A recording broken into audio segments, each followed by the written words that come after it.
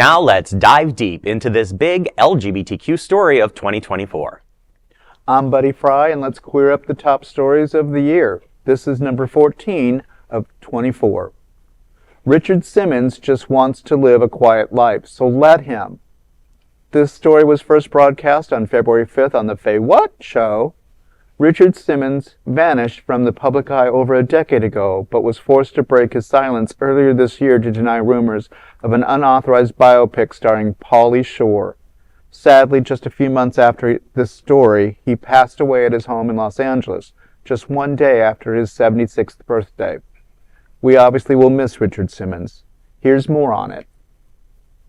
So Richard Simmons vanished from the public eye over a decade ago, and he has stayed away from the public eye since then. But recently he was pissed off enough at the news about an unauthorized movie about his life that he broke his silence for only the second time in 10 years. Richard recently posted on Facebook dismissing the rumors of a movie being made on his life with Pauly Shore.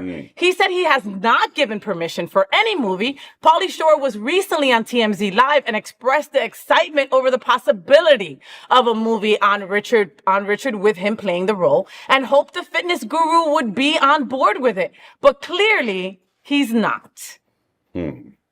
Richard Simmons just wants to live a quiet life. Just let him, or don't let him. Well, this is, sad that Richard had to fight the last few moments of, the last part of his life. Because first of all, I'm not sure if Pauly's even an ally. So I would be a little upset that Pauly Shore is playing me. Yeah. That's a little discerning because I'm not convinced that Pauly Shore is a great actor, let alone the story would be anything but, a bad episode of National Enquirer. I'm not convinced. So I'm sorry that Richard had to spend the last battle of his life fighting a movie that he didn't even want to be involved with. I wonder why he didn't want that. He's an icon. He should want to be celebrated, and he should have pieces that are a staple in the community. Well, maybe he thought he already made the presence, he made his position. True. He did history his way.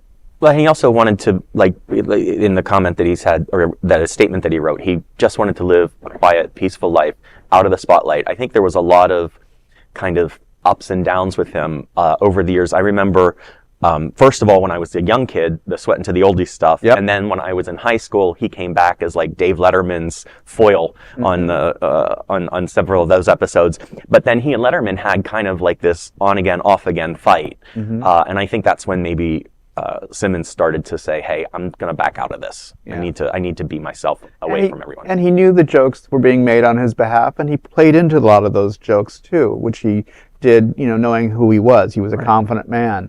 But But even the most confident, when they're ridiculed, they get exhausted. Yeah, they may show a strong face in the public, but probably at home it's a whole different story. And he may have just wanted to block that part of his life. After so many years of being in the spotlight, perhaps he just wanted to go ahead and just be left alone. And you get tired after a while. That's why he let go of everything. His manager, his publicist, everything. He just wanted to be left alone. Yeah. Well, rest in peace, Richard. Absolutely. Absolutely. We're bringing you a special presentation of the 24 biggest stories of the year we call the Top 24 of 24. There's no other queer nonprofit media platform like this in the entire world. Support our LGBTQ stories by subscribing and sharing Queer News Tonight.